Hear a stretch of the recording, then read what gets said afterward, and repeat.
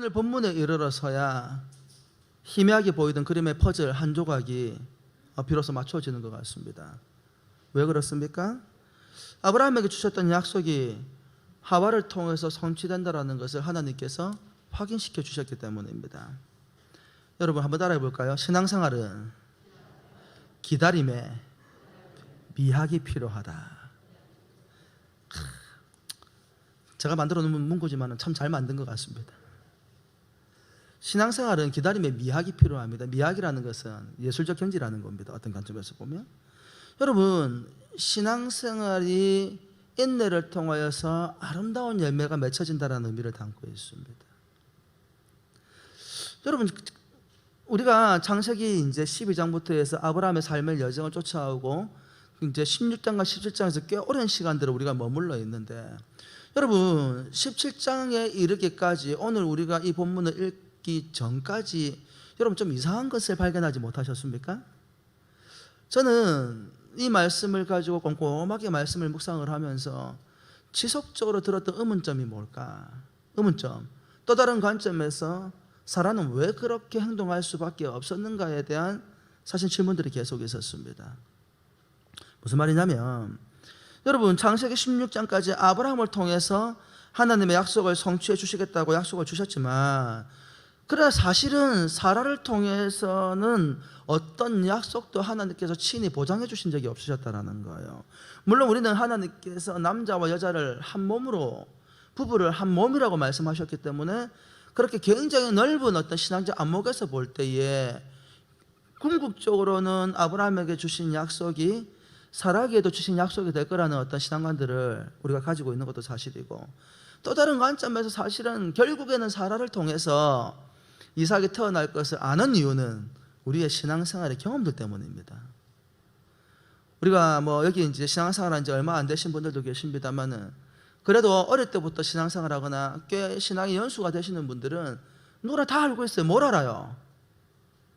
이삭은 누구를 통해서 태어날 걸 알아요? 누구를 통해서? 모르시는구나. 이삭은 누구를 통해서 태어납니까? 사라를 통해서 태어나잖아요. 그죠? 혹시 처음 듣는 이야기예요? 그 표정들은 무엇일까요?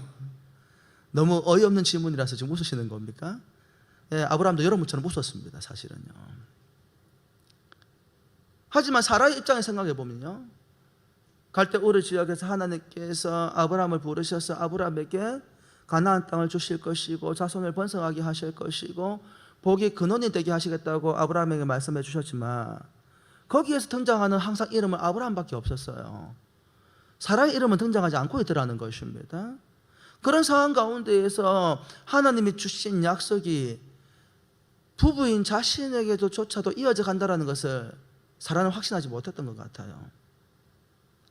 사라가 하갈을 통해서 자녀를 생산하고자 한 이유도 아마 이와 같은 상황이 한몫을 했을 것입니다. 그렇죠? 그럼에도 불구하고 사라와 아브라함의 행동이 정당성을 확보할 수 없는 것은 무엇 때문이냐면, 하나님의 뜻을 구하는 과정이 생략되어져 있기 때문입니다. 삶을 살아가다 보면 하나님의 뜻이 불분명하게 보이는 순간들이 있습니다. 어쩌면 지금 우리가 살아가는 시대가 우리가 살아왔던 어떤 시대들보다도 정말 하나님의 뜻이 무엇일까? 그렇지 않습니까? 단순하게 설명해 보면 지금 우리는 끊임없이 갈등하고 있어요. 현장에 가서 예배를 드리는 것이 옳은 것일까? 아니면 가정에서 비대면으로 예배를 드리는 것이 옳은 것인가? 다음 주부터는 1부, 2부, 3부로 원래대로 돌아가고 오후 예배도 드린다 하는데 200명 선창 순위를 하는데, 내가 좀 한 발 늦어가지고 201번째가 되어서 들어가지 못했을 때에 저 밑에 있는 사랑원에 가서 내가 영상으로 예배를 드리는 것이 과연 의미가 있는 것인가? 여러분, 참 많은 부분에 있어가지고 우리는 이전에 경험하지 못하고 고민하지 않았던 내용들까지도 고민하는 시대를 살아가고 있단 말이에요. 이런 상황 가운데에서 어떻게 행동하고 내가 어떻게 하는 것이 가장 옳은 방식인지에 대한 그런 질문들이 늘 있다는 거예요. 어쩌면 우리의 삶도 크게 사라와 다른 바 없이 혼란스러운 가운데 서는지 모릅니다. 그래서 하갈을 넣어서 자녀를 생산하려고 했다 이 말입니다.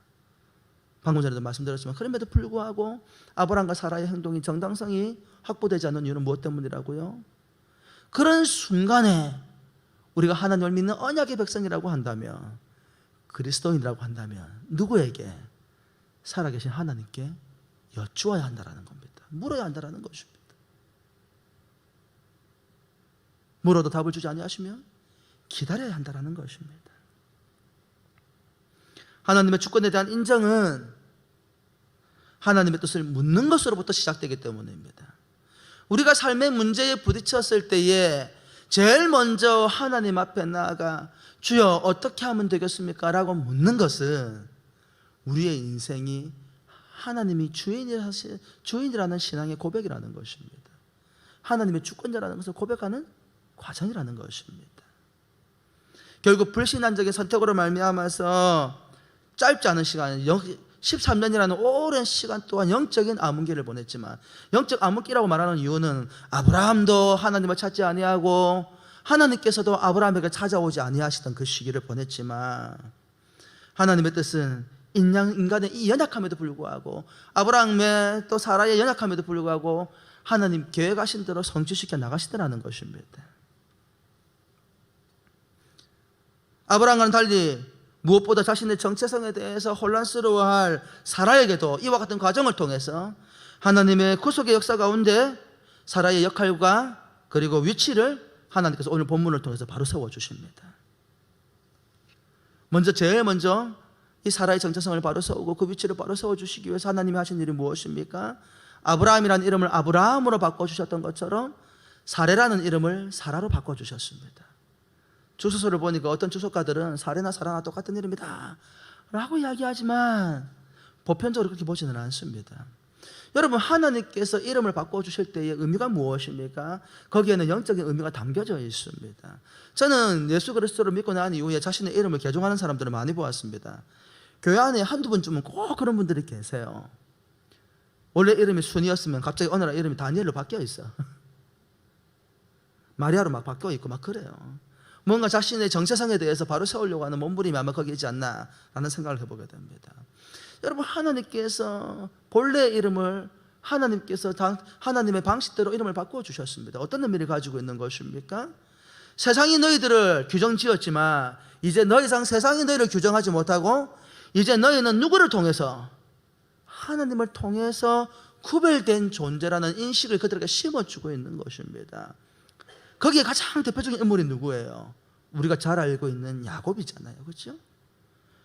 야곱이 삼촌 라반의 집에 있다가 때가 되어서 고향으로 돌아가려고 할 때에 자기 형이 자기의 목숨을 빼앗을지도 모른다는 두려움 가운데에서 야복강가에 갑니다. 거기에서 하나님의 천사를 만나게 되어지고 밤새도록 씨름을 합니다.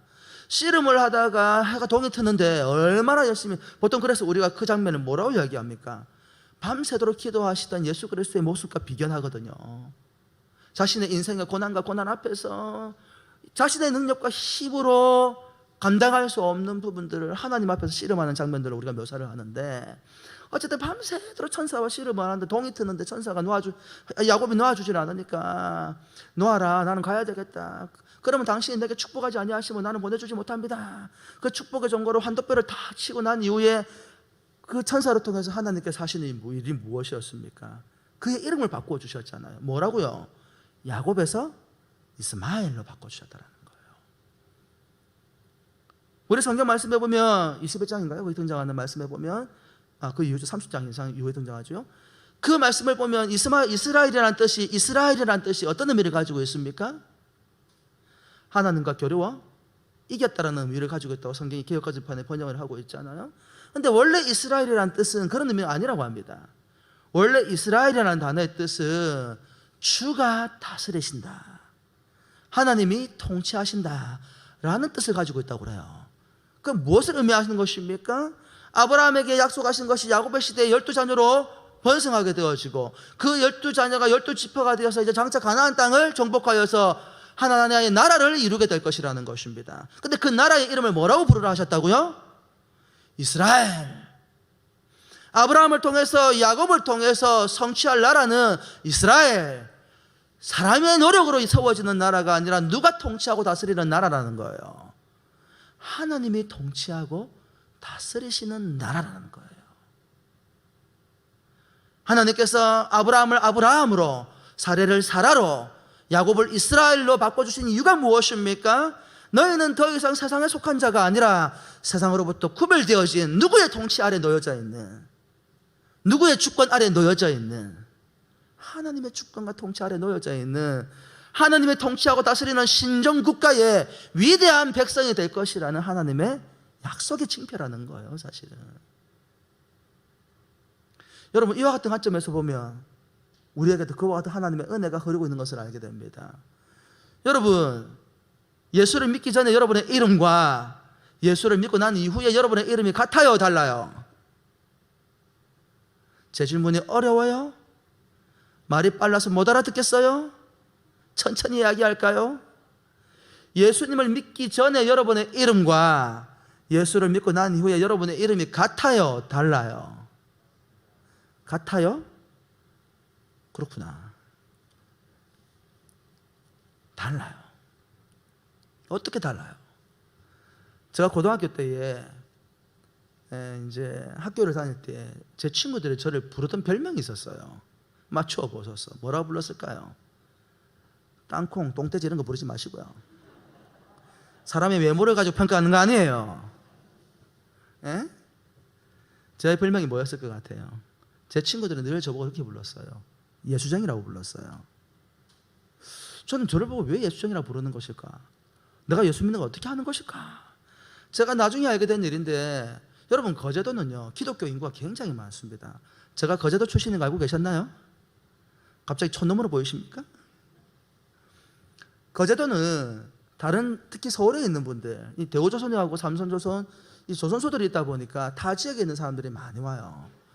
또 특히 조선소 안에 엘리트들이 많아가지고 이 주로 엘리트 계층들이 많이 다니는 곳이 교회거든요, 사실은. 그러다 보니까 기독교 인구가 많아요, 거제도에.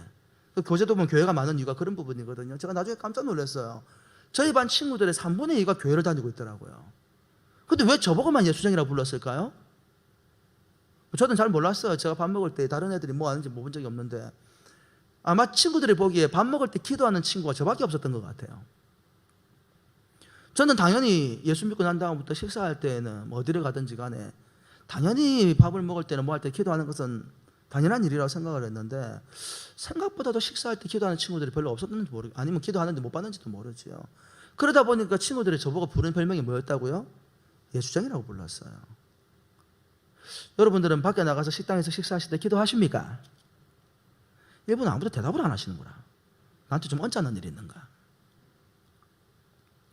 여러분, 예수를 믿는 사람들은 자신의 의지와 관계없이 세상 가운데에서 우리의 정체성이 드러납니다. 말을 통해서든 행동을 통해서든 삶을 통해서든. 그리고 거기에는 반드시 따라오는 이름이 있어요. 과거에는 그냥 누구로부터 태어난 누구누구에 불과했던 우리의 인생이 예수 그리스도를 믿고 난 다음부터는 그 앞에 우리의 이름이 세 자로 되어 있다가 두 자로 되어 있다가 갑자기 이름이 막 길어져. 외국인들처럼. 뭐라고 길어져요? 그리스도인 서영형. 과거에는 그냥 여느 사람과 전혀 다를 바 없는 세상 속에 속해져 있는 세상 사람 서영형에 불과했는데, 저와 여러분들이 예수 그리스도를 믿고 난 이후로부터 우리의 정체성이 달라졌다는 거예요. 무엇으로? 그리스도인 서영형, 그리스도인 김창기, 그리스도인 백성기. 이름이 달라진다는 거예요. 그 앞에 붙어있는 그리스도인이라는 개념이 무엇을 의미하는 것입니까? 나는 세상에 속한 사람이 아니라 누구에게 종속된 사람이라는 거예요. 예수 그리스도에게 속해져 있는 세상과 구별되어진 사람이라는 거예요. 하나님께서 사레를 사라로 이름을 바꿔주시고, 그가 하나님의 구원의 역사 가운데 얼마나 독특한 지위와 위치를 가지고 있는지를 가르쳐 주셨어요. 그 첫 번째로 이름을 바꿔주셨어요. 너는 세상과 구별되어진 네 남편과 다를 바 없이 아브라함과 다를 바 없이 너도 세상 가운데 구별되어진 사람이라는 거예요. 그와 더불어서 사라에게 복을 약속해 주십니다. 창세기 17장 16절 말씀에 뭐라고 이야기하고 있습니까? 내가 그에게 복을 주어 그가 내게 아들을 낳아주게 하며 내가 그에게 복을 주어 그를 여러 민족의 어머니가 되게 하리니 민족의 여러 왕이 그에게서 나리라. 여러분, 놀라운 이야기입니다. 그저 한 남자의 아내로서만 살아가던 그 사라에게 하나님께서 이름을 바꿔주실 뿐만 아니라 그녀의 하나님의 통치하고 다스릴 위대한 구속의 역사 가운데에 이 사라가 차지할 위치가 무엇인지를 이야기해 주시는 거예요. 여러분, 잘 들여다보십시오. 하나님의 은혜는 우리의 정체성을 바꿔주실 뿐만 아니라 그 정체성이 바꿔주고 난 다음에 복이 따라옵니다. 어떤 복이요? 여러분, 사라의 가장 큰 고민과 걱정이 무엇이었습니까? 사라가 열등함을 가지고 그 사회가 살아가는 고대 근동 지역 가운데에서 누구보다도 자기를 사랑하고 누구보다도 부유하며 명망 있고 명예로운 집안에서 한 안주인으로 살아감에도 불구하고 길을 펴지 못하고 고통 가운데 살았던 이유가 뭐예요? 자기의 몸을 통해서 낳은 자녀가 없었다라는 거예요. 하나님께서 그녀의 정체성을 바로 세워주십니다. 너는 세상에 속한 사람이 아니야. 네가 이전에는 지극히 세상적인 방식으로 네 인생 가운데 있는 고난과 고통의 문제를 해결하려고 했지만 이제는 그렇게 하지 마. 너는 새로운 사람이야. 뉴 제너레이션, 넌 새로운 세대가 되었어. 그러니 하나님의 언약의 방식대로 살아야 돼. 그와 같은 의미로서 사라로 이름을 바꿔주실 뿐만 아니라 그와 더불어서 그녀에게 복을 약속해 주시는데 그 복의 약속이 무엇입니까? 자녀를 주시겠다. 할렐루야. 여러분, 하나님은 인생이 가지고 있는 고난과 고통을 알고 계십니다. 무엇 때문에 우리가 고통스러워하는지, 무엇 때문에 우리가 힘들어하는지, 무엇으로 인하여서 우리는 자존심이 상하고 열등감에 시달리며 삶에 대한 의지와 소망이 없는지 하나님은 누구보다 잘 알고 계시는 거예요. 그랬던 우리가 예수 그리스도를 믿는 믿음으로 나아갈 때에 우리의 정체성을 바꿔주십니다. 세상 가운데 별 볼 일 없이 연애 인생과 같이 인생의 파도가 불어오는 대로 이리 흔들리고 저리 흔들리고 누르면 누르는 대로 올리면 올리는 대로 밀면 미는 대로 세상 가운데 살아가도 우리의 인생들을 그리스도가 주인 되어 주셔서 견고하게 붙들어 주실 뿐만 아니라 그 정체성 가운데에서 감사하게도 하나님께서 사라의 고통을 아시고 그 고통의 문제를 해결해 주시더라는 거예요. 무엇으로? 그 아들을 주시는 것으로. 여러분, 하나님은 여러분의 머리털까지 세십니다. 할렐루야. 마음속에 어떤 근심이 있는지, 삶에 어떤 문제가 있는지 너무 잘 알고 계십니다. 사라의 가장 깊은 고통과 상처를 하나님께서 만져주시고 치료해 주시겠다고 약속의 말씀을 주셨습니다. 하지만 단순히 눈앞에 있는 현실의 문제를 해결해 주는 것으로서 그 약속은 멈추지 않습니다. 어디까지 나아갑니까? 그가 내게 아들을 낳아주게 하며 사라가 아들을 낳을 것입니다. 그에게 복을 주어 그를 뭐라고요? 여러 민족의 어머니가 되게 하리니 민족의 여러 왕이 그에게서 나리라. 무엇을 의미하는 것입니까? 지금 당장 그녀의 현실 가운데에서는 단 하나의 아들 이삭을 보게 될 것이지만 이 주님의 약속이 지금 당장 네 삶 가운데 이루어질 것이 아니라 할지라도 하나님께서 이루어 가실 그 나라에 대한 믿음으로 살아가라는 것입니다. 너에게 이루어질 것들을 바라보며 소망하는 인생을 살아가라는 것입니다. 여러분, 기억하십시오. 하나님은 지금 우리가 부딪혀 있는 현실의 문제만 해결해 주시는 분이 아니에요. 우리의 현실과 먼 미래까지 우리 뒤에 가서 다루게 되겠습니다만 궁극적으로 하나님께서 저와 여러분에게 주시는 것은 잠깐 있다가 사라질 삶에 있어서의 만족과 기쁨이 아니라 영원입니다. 할렐루야. Eternal life. 영원을 우리에게 선물로 주고 싶어 하신다는 것. 놀라운 약속입니다. 놀라운 약속입니다. 하나님께서 정말로 놀라운 약속을 주셨습니다. 그런데 여기에 아브라함의 모습을 통해서 오늘을 살아가는 우리의 모습을 다시 발견하게 됩니다. 이와 같은 하나님의 언약에 대해서 아브라함이 어떤 방식으로 반응을 하고 있냐 이 말입니다. 여러분, 놀라운 사실은 오늘 본문이 뭐라고 이야기해요? 그와 같이 하나님께서 너무나도 분명하게 약속을 주셨음에도 불구하고 아브라함이 여전히 의심을 하더라는 거예요. 여전히 의심하더라는 거예요. 17절 말씀 같이 한번 보실까요? 뭐라고 이야기합니까? 아브라함이, 같이 읽읍시다. 시작. 아브라함이 엎드려 웃으며 마음속으로 이르되 100세 된 사람이 어찌 자식을 낳을까? 사라는 99세니 어찌 출산하리요 하고, 확실한 현실과 불확실한 미래에 대한 약속 사이에서 아브라함이 웃음을 터뜨립니다. 여러분, 아브라함이 웃었어요. 전지전능하신 하나님께서 약속의 말씀을 주시는데 아브라함이 하고 웃더라는 거예요. 이 웃음의 의미는 무엇입니까? 요즘도 이제 우리 아이들이 가끔씩 저보고 그 게임을 하자고 하는데, 그 게임 중에 뭐가 있냐면 보드 게임 가운데 부루마블 게임 혹시 아세요? 들어보셨습니까? 해보셨어요? 생각보다 재밌어요. 우리 청년들도 가끔씩 저보고 부루마블 게임 하자고 그렇게 말하는 친구들이 있는데, 이게 되게 재밌어요. 일종의 부동산 게임입니다. 일종의 투기 성향을 조장하는 게임이라고 할 수 있겠죠. 건강한 게임은 별로 재미가 없어요. 하여튼 간에 뭔가 누군가를 짓누르고 빼앗는 게 참 재밌는 것 같아요. 인간이 가지고 있는 악한 본성들이 다 드러납니다. 자식도 없고 아버지도 없습니다. 잔인합니다. 네 거는 네 거고 내 거는 내 거다, 뭐 그런 게임입니다. 돌아가면서 도시들이 쭉 있고 거기에다가 뭐 호텔, 빌딩, 그 다음에 펜션, 뭐 별장 같은 걸 짓습니다. 지어 놓으면 주사위를 던져가지고 우리 아들이 거기에 걸리면, 걸린 만큼 거기 보면 이제 호텔 비용 얼마 나와 있어요. 그 돈을 그만큼 가져가는 거예요. 돈 모자라면 어떻게 하는 줄 아십니까? 대출 시켜줍니다. 대출금 못 갚으면 어떻게 하는 줄 아십니까? 땅 빼앗아 옵니다. 그래가지고 마지막까지 살아남는 사람이 이기는 게임이에요. 항상 누가 이겼을까요? 이런 질문을 할 때는 다 이유가 있겠죠. 거의 대부분은 제가 이깁니다. 제가 전에 한번 말씀드렸죠. 제가 돈 버는 재주는 있다고요. 저는 목사하는 사람이 목사 안 했으면 큰일 날 사람이에요. 하여튼 간에.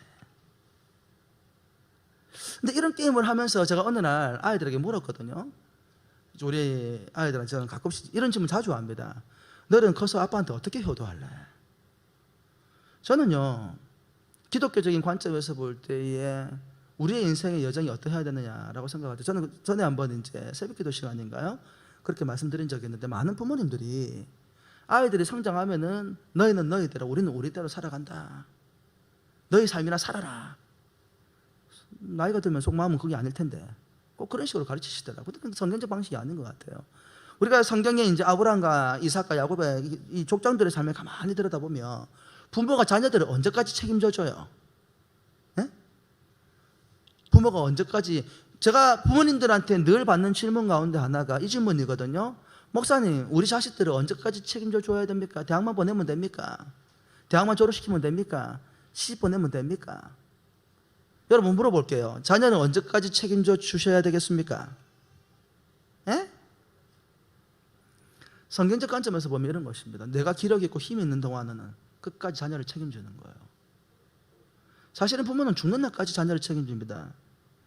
내가 물리적인 힘과 능력이 있어 도와줄 수 있으면 끝까지 책임져 주지만, 그런 능력이 다 사라졌을 때는 무엇으로?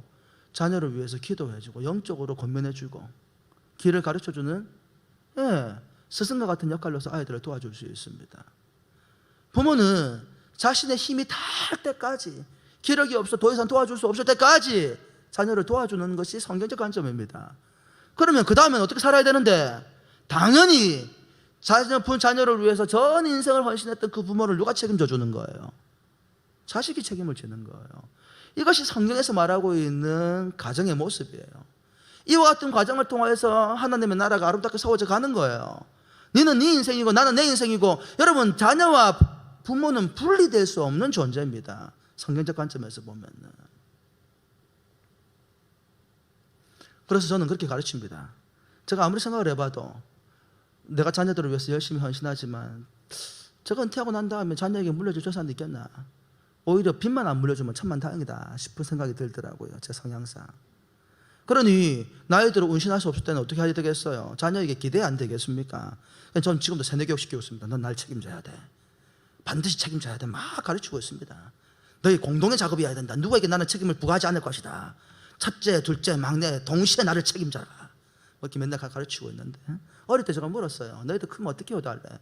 이 부루마블의 게임에 한참 빠져있을 때 아이들이 저한테 뭐라고 했냐면, 아빠 호텔 지어드릴게요.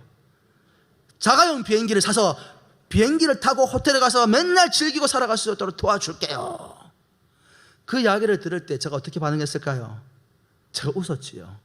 왜 웃었을까요? 아싸! 나는 크면 이제 우리한테 호텔 지어주고 자가용 비행기 타고 룰루라라 잘 살겠다. 그렇게 생각을 했을까요? 황당해서 웃었습니다. 왜 황당합니까? 호텔을 짓고 사고 파는 것이 게임처럼 되는 것은 아니거든요. 어른된 우리는 너무나 잘 알고 있습니다. 게임과 현실을 구분하지 못하는 아이들의 모습이 귀엽기도 하지만 그 포부가 너무 어이가 없어가지고 황당해서 웃음을 짓게 되는 것입니다. 지금 요즘도 물어보거든요. 야, 지금 호텔 사줄 거가? 아빠 무슨 소리예요? 우리도 살기 힘들어 죽겠는데 호텔은 무슨 호텔? 자기들 살아갈 일도 벌써 걱정이라 합니다. 글쎄요, 이런 종류일 것인가요? 하나님께서 아브라함에게 주신 약속들이 지금 자신이 처해 있는 현실과는 너무 동떨어진 비현실적이고 황당한 상황으로 자기에게 들리더라는 거예요. 그래서 아브라함이 자기도 모르게 웃음을 터뜨렸습니다. 아이고 참, 하나님 지금 뭐라고 말씀하십니까?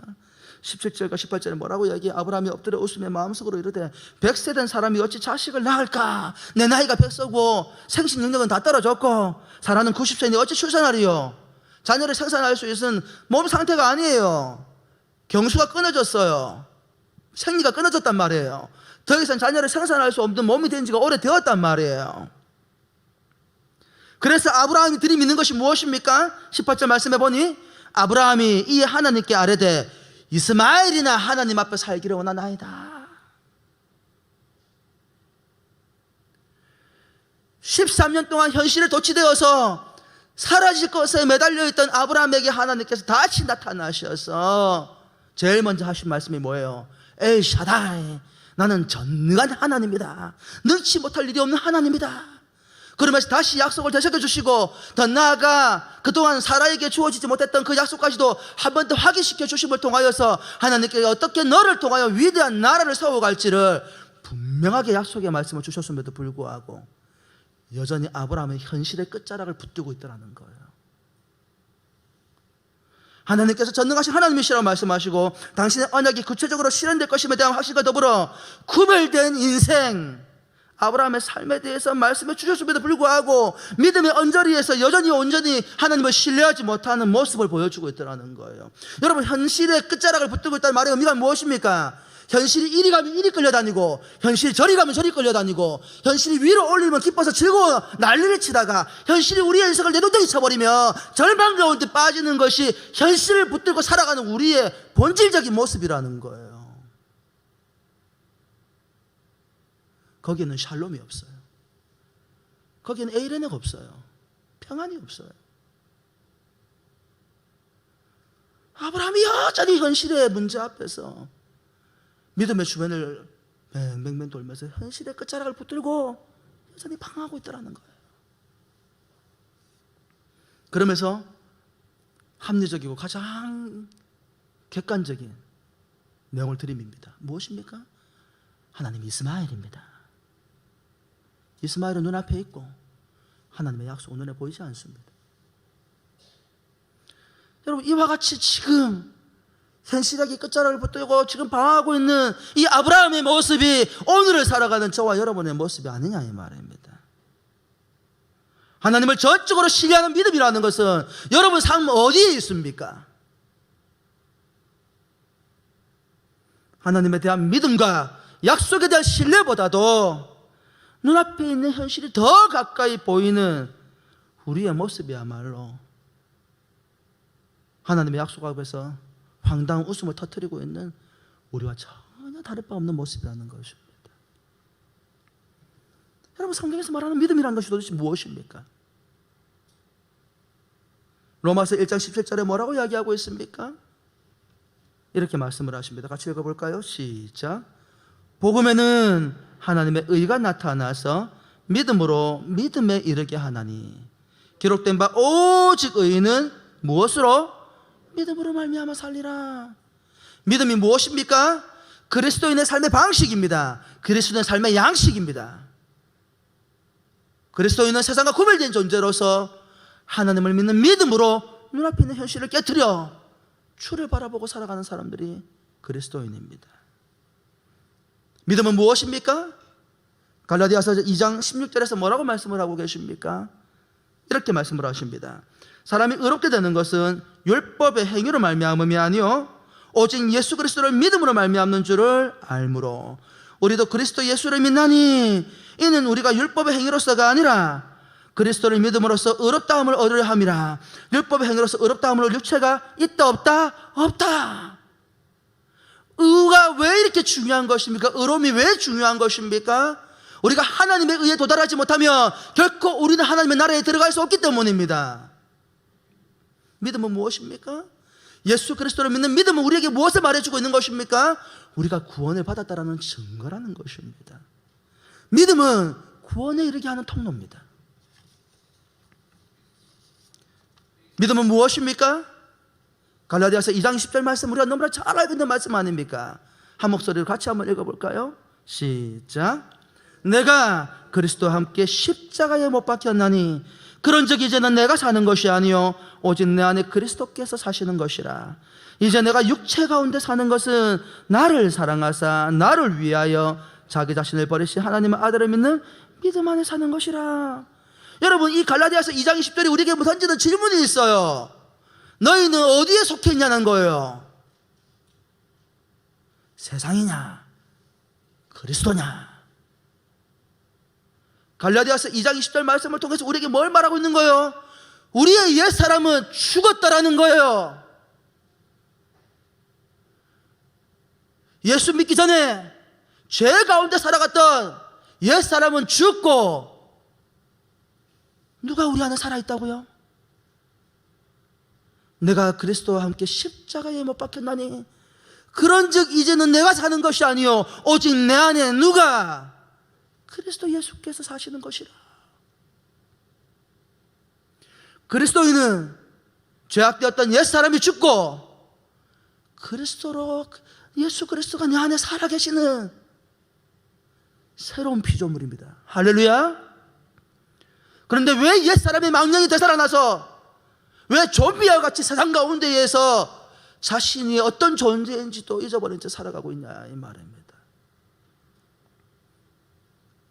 믿음은 무엇입니까?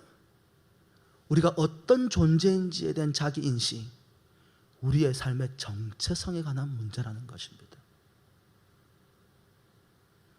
내가 어떤 존재인가? 아, 그렇다. 나는 옛사람이 죽고 오직 예수 그리스도 안에서 살아가는 사람이다. 우리가 왜 세상 가운데에서 혼란스러워합니까? 예수 그리스도를 믿는 순간 내 옛사람이 죽고 내 안에 그리스도로 충만케 되어서 내가 하나님의 언약의 백성의 삶을 살아가고 있다는 사실들을 망각할 때에 삶 가운데에서 우리는 혼란이 오는 것입니다.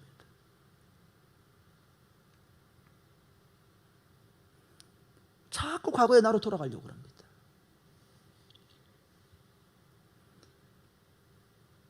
아브라함의 이와 같은 불신앙적인 모습에도 불구하고 하나님은 하나님의 방식대로 분명한 약속을 두 가지를 그에게 허락해 주십니다. 아니야, 네가 붙들고 있는 현실의 끝자락 이스마엘이 네 기업을 이을 자가 되는 게 아니야. 네 인간적인 노력, 네가 현실적이라고 말하는 것들을 내려버려놔야 돼. 내려놓아야 돼. 거기에 네 삶을 향한 인생의 목적이 있지 않아. 이스마엘이 아니고 이삭이야. 여러분, 이삭은 무엇입니까? 아브라함도 생식 능력이 끊어졌고 사라도 생식 능력이 끊어진 상태에서 누구를 통해서? 전능하시고 주권적이시며 초월적인 능력을 통하여서 하나님께서 그들에게 선물로 주신 자녀입니다. 아브라함과 사라가 이삭을 바라볼 때마다 누구를 바라보게 돼 있어요? 살아계신 하나님을 바라보게 되는 거예요. 왜 이스마엘을 배제시키시고 왜 이삭이어야 하는 것입니까? 하나님께서 아브라함을 통해서 궁극적으로 세워가실 하나님의 나라는 인간의 노력에 의해서 만들어지는 세상이 아니라 하나님이 통치하고 다스리며 하나님이 세워가실 나라라는 것을 명확하게 인식시켜 주는 거예요. 이스마엘은 인간의 죄를 상징합니다. 인간의 노력을 통해서도 바벨탑을 쌓아서 하늘에 이르겠다는 그와 같은 인간의 허황된 의지가 담겨있는 인물이라는 거예요. 그래서 하나님이 세우실 위대한 나라를 위해서 이스마엘을 배제시켜 버리십니다. 그럼에도 불구하고 아브라함이 이스마엘을 이야기할 때에 하나님께서 그의 작은 바람과 신음에도 응답하셔서 뭐라고 약속해 주십니까? 이스마엘은 하나님의 나라에서 배제될 자이긴 하지만 네 자녀이기도 하기 때문에 네 강구를 내가 들었기 때문에 그도 하나의 민족을 이루게 할 거다. 하지만 그 나라는 하나님 나라와 관계없습니다. 이와 같은 가정을 통하여서 하나님께서 궁극적으로 아브라함에게, 이삭에게, 야곱에게, 이스라엘 백성들에게, 그리고 오늘 영적인 관점에서 아브라함을 위해 아브라함의 믿음을 따라가는 저와 여러분들에게 하나님께서 궁극적으로 주시고자 하는 선물은 뭐냐 이 말입니다. 우리 이번 타이틀 같이 읽어볼까요? 이 하나님의 약속이 궁극적으로 나가는 방향이 무엇입니까? 시작. 하나님의 언약은 영원으로 우리를 인도합니다. 여러분 창세기 17장 19절 말씀, 하나님이 이러실 때 아니라 내 아내 사라가 내게 아들을 낳으리니 너는 그 이름을 이삭이라 하라. 내가 그와 내 언약을 세우리니 그의 후손에게 어떤 언약? 영원한 언약. 지금 당장은 이삭 하나가 너에게 주어진 선물이겠지만 이 이삭을 통해서 궁극적으로 너희의 삶을 통해 이루어갈 하나님의 약속은 단지 잠깐 있다 사라질 것에 멈추어지는 것이 아니라 어디에까지 이르게 하시겠다라는 거예요. 영원까지 이루겠다라는 거예요. 하나님께서 궁극적으로 저와 여러분들에게 주시고자 하는 복은 잠깐 있다 사라지는 이 현실적인 복이 아니고 영원에 이르는 복이라는 것입니다. 할렐루야. 그래서 데살로니가 후서 2장 13절에 뭐라고 말씀하십니까? 같이 한번 읽어볼까요? 시작.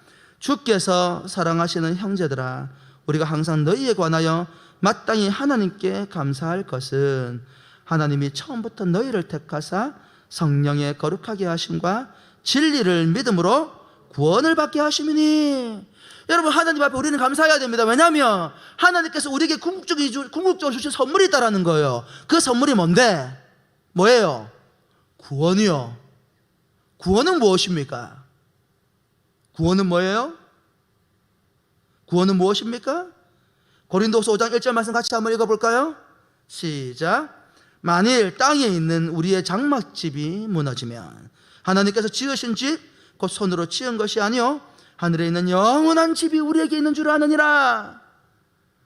땅에 있는 장막집은 뭘 말하는 것입니까? 썩어 문드러져 없어질 우리의 육신을 말하고 있는 거라는 거예요.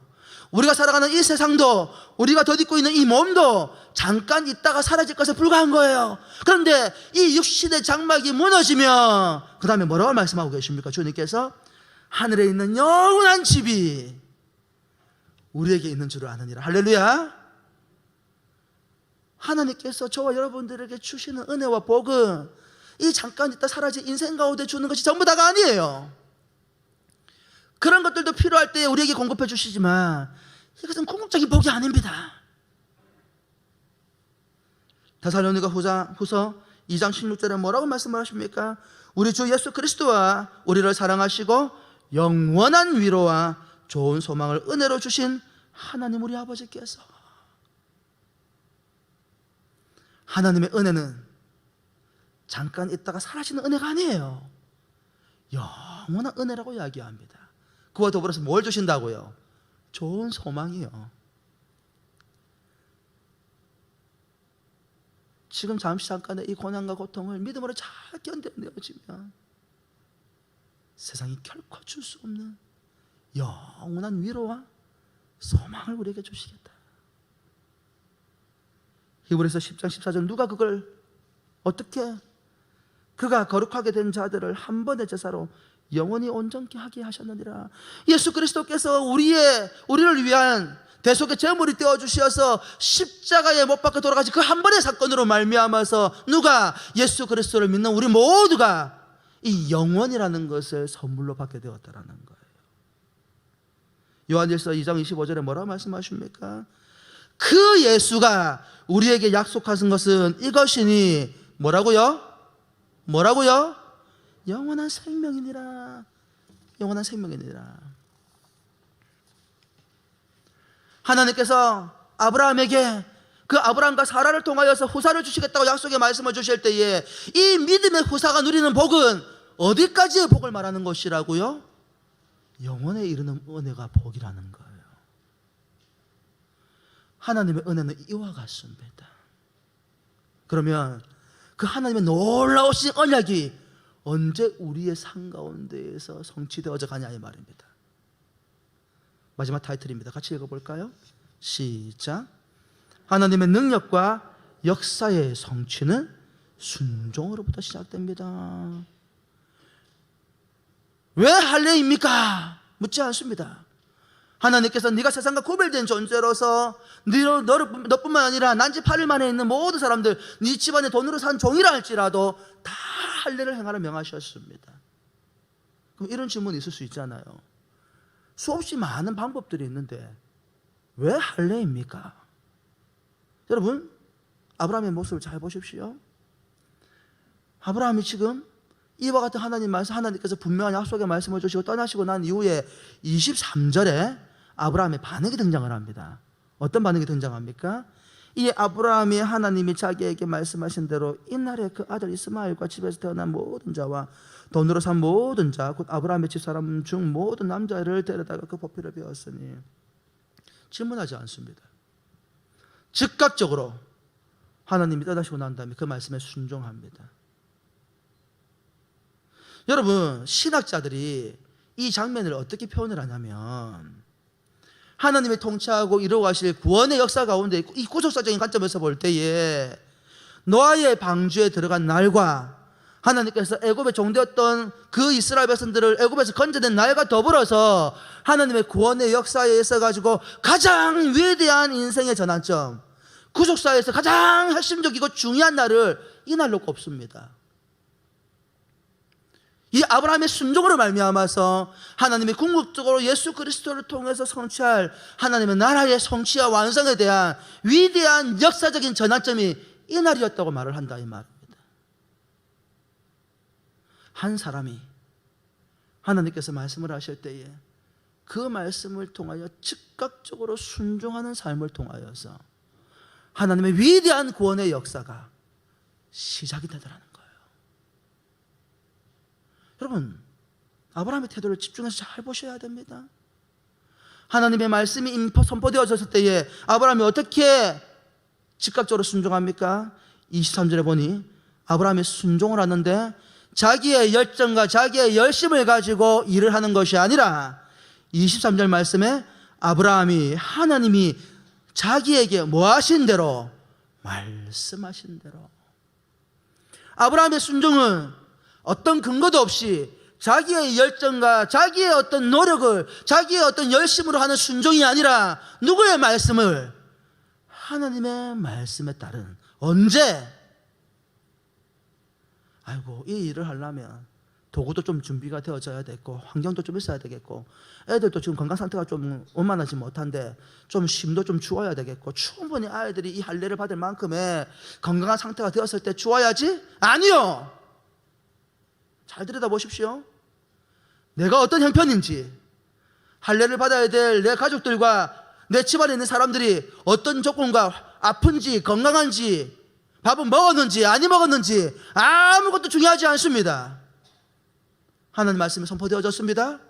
그 말씀을 붙들고 언제? 23절 말씀에 보니 이 아브라함이 하나님이 자기에게 말씀하신 대로 언제?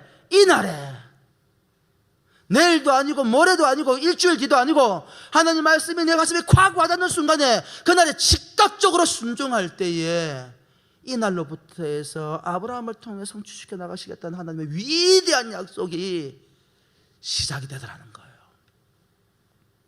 여러분 잘 보십시오. 예수 그리스도가 이 땅에 오셔서 구원의 역사를 완성하신 그 사건은 언제 이미 이루어진 사건이에요? 물론 시작적 관점에서 보면 창세전부터 다 계획된 일이긴 하겠으나 하나님의 부름을 받은 이 아브라함이 하나님 말씀에 즉각적으로 순종함을 통하여서 하나님의 구원의 역사가 터닝포인트를 맞고 성취되는 위대한 일이 일어나더라는 것입니다.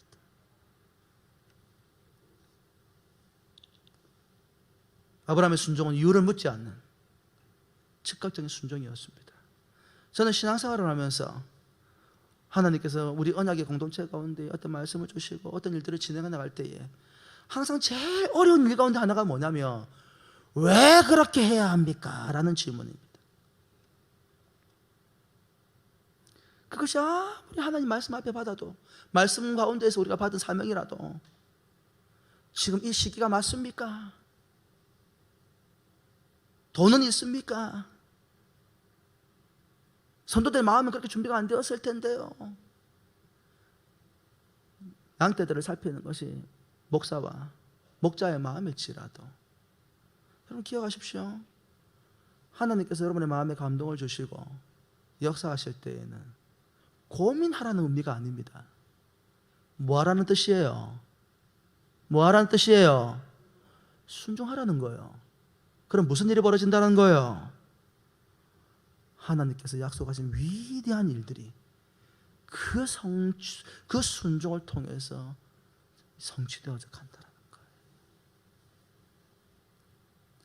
사랑하는 성도 여러분, 여러분은 그리스도인이십니까? 그리스도인은 세상 사람과 다른 그리스도인만의 삶의 방식이 있습니다. 혹시 NBA라고 아십니까? 미국에 있는 유명한 프로농구 경기입니다. 그 프로농구 NBA에 1962년에 남수단에서 태어나서 NBA 프로농구가 된 마누아투 볼이라는 사람이 있었습니다. 사진 좀 띄워주실래요? 저 골대에 손이 닿고 있지요? 근데 뭐만 들었어요? 뒤꿈치만 들면 저 높은 골대에 손이 닿아요. 키가 2m 30이 넘습니다. 저 마누아투 볼이 수단에서 태어났는데요. 그가 부족에 소속이 되어졌을 때 저 마누아투 볼이 창으로 사자를 찔러 죽인 사람이에요. 키는 엄청나게 큰데요. 다이가 같은 사람입니다. 그 마누아투 볼이 10년 동안 NBA에서 활동을 했는데 지금도 전설로 남겨져 있습니다. 어떤 전설로 남겨져 있냐면 이 블락슛이라는 게 있어요. 무슨 말이냐면 선수들이 골대에 공을 넣기 위해서 손을 탁 던지잖아요. 공을 던지잖아요. 그걸 중간에서 가로채가지고 골이 못 들어가게 하는 걸 블락이라고 합니다. 이 마누아투 볼이 NBA에서 그가 블락슛을 한 기록은 지금까지도 아무도 깨지 못한 전설로 남겨져 있습니다. 멀때같이 키만 큰 것이 아니고 사자를 창으로 찔러 죽일 만큼의 강인한 정신력과 체력도 가지고 있는 사람이었어요. 하지만 큰 키 때문인지 모르지만 관절에 부상을 당하고 난 이후로부터 정상적으로 활동을 하지 못하고 그는 10년 만에 NBA 프로농구 선수의 활동을 이제 끝을 내게 됩니다. 그때 그가 벌어들인 돈이 1980년대니까 수백만 달러였어요. 우리로 따지면 몇십억의 돈이겠지요. 근데 지금의 가치로 생각하면 그 당시에 몇백억의 가치인 거예요. 돈을 그만큼 벌어놨으니 그의 인생은 어땠을까요? 굉장히 화려하고 재밌는 인생을 살았을 걸 우리가 예상을 합니다만은 아닙니다. 마누아투 볼은 죽을 때에 관 하나 말고 수의 말고는 아무것도 가진 것이 없는 사람이었습니다. 왜 하루아침에 저렇게 알거지가 된 것일까요? 도박으로 탄진한 것입니까? 아닙니다. 여러분 잘 아시다시피 수단은 북수단과 남수단으로 나누어져 가지고 극심한 내전을 겪었습니다. 근데 그 내전의 배경에는 북수단은 이슬람교가 장악을 하고 있었고 남수단은 전통 종교와 기독교인으로 구성이 되어져 있었어요. 그래서 이슬람교도가 기독교인들과 전통 종교를 가지고 있는 사람들을 핍박하면서 내전이 일어나기 시작을 했어요. 그 내전으로 말미암아서 남수단에 있는 많은 남자들이 죽고 여자들과 아이들이 과부와 고아로 전락을 하고 이 북수단에 있는 사람들에 의해서 극심한 고통과 기아에 시달리게 되었어요. 마누아투 볼은 남수단 사람이었습니다. 그는 신실한 크리스찬이었습니다. 그와 같은 자신의 동족들이 고통을 받는 모습을 보고 마누아투 볼은 자신이 가지고 있는 전 재산을 털어가지고 남수단으로 돌아갑니다. 그리고 거기 학교를 세웁니다. 그리고 여자들과 과부들과 고통받는 아이들을 돌보기 시작을 합니다. 이 일로 말미암아서 마누아투 볼은 북수단에 있는 통치자로 말미암아서 경고를 받습니다. 제일 먼저 받은 건 권유입니다. 네가 만일 이슬람으로 개종을 하면 네가 하는 활동들을 보장해주고 네 생명을 내가 보장해주겠다. 네가 원하는 건 네가 고통받는 네 동족들을 돕는 거 아니냐. 그래 이슬람으로 개종해라. 그럼 네가 할 수 있는 활동들 내가 다 지원해주고 네 생명도 보장해줄게. 왜 그럴 수밖에 없었냐면 마누아투 볼은 미국에서도 전 세계적으로 이미 유명한 사람이었거든요. 하지만 마누아투 볼이 단호하게 거절을 합니다. 그때로부터 끊임없이 이 마누아투 볼을 죽이려는 시도들이 있었습니다. 어쩔 수 없이 마누아투 볼이 미국으로 다시 돌아갑니다. 돌아왔을 때는 물뿐이었어요. 이미 가지고 있는 전 재산을 고아들과 과부들과 고통받는 이웃들을 위해서 다 나눠주고 난 다음이었기 때문입니다. 그때부터 뭐 한 줄 아십니까? 마누아투 볼이 프로 하키 리그에 가가지고 사람들 앞에서 광대짓을 합니다. 할지도 모르는 하키 옷을 입고 슛을 하고 넘어지고 사람들이 비난하기 시작을 했습니다. NBA에서 전설로 남아있던 사람이 돈 몇 푼 벌려고 저기서 저런 광대짓을 하고 있다. 나중에 이제 인터뷰 영상 한번 찾아보십시오. 나중에는 프로 복싱 선수하고 권투 시합도 합니다. 사람들은 생각했습니다. 돈 다 탕진하고 먹고 살아보겠다고 저런 광대짓을 하고 명예도 모르는 사람. 아니었어요. 마누아투 볼은 그렇게 번 돈 전부 다를 자신의 고향으로 돌아보냅니다. 사람들이 광대라고 조롱을 하고 사람들이 자기의 명예도 모르는 사람이라고 그에게 조롱을 하고 책망할 때도 그는 묵묵히 그와 같은 일들을 통해서 번 돈을 가지고 고통받고 있는 자신의 동포들에게 계속해서 보내기 시작을 합니다. 나중에 그와 같은 활동을 위해서 차를 타고 가다가 교통사고를 당해가지고 병원에 입원했는데 병원비를 풀 수 없는 상황이 되어버렸습니다. 그의 동료가 병원비를 지불해 주었습니다. 어렵사리 건강해보겠습니다. 그리고 난 다음에 제일 먼저 한 일은 고국으로 돌아가는 일이었습니다. 생명의 위협을 받는 상황 가운데에서도 고통받는 형제와 자매들, 고통받는 여자와 아이들을 돌보기 위해서 남수단으로 돌아가서 그들을 위해서 구호 활동을 하다가 47세라는 젊은 나이로 하나님의 부르심을 받았습니다. 기자들이 물었어요. 그런 인생 힘들지 않느냐고. 그때 마누아투 볼이 이렇게 이야기를 했어요.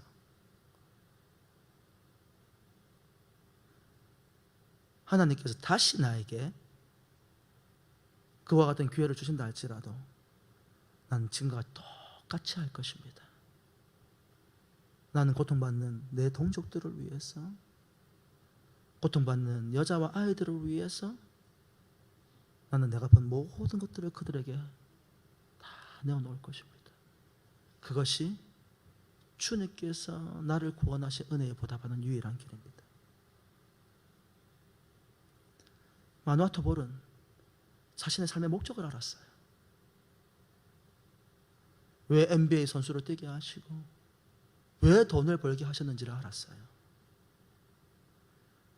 47세라는 짧은 나이에 그의 인생은 요절을 했지만 그 뒤에 1년 뒤에 내전이 종식되어지고 마누아투 볼은 지금까지도 수단 사람들에게 가장 힘들고 고통스러웠던 순간에 자신을 돌보았던 위대한 영웅으로 기억되고 있습니다. 사랑하는 성도 여러분, 여러분의 정체성은 무엇입니까? 여러분은 어떤 그리스도인이십니까? 무엇을 위해, 왜 지금의 삶을 살아가고 있습니까? 오늘 하나님께서 저와 여러분들을 세상과 구별하여 세워주셨습니다. 그 부르심의 목적에 맞게끔 살아가 하나님께 영광을 돌리는 저와 여러분의 삶이 되기를 주 예수 그리스도 이름으로 축원합니다. 기도합시다.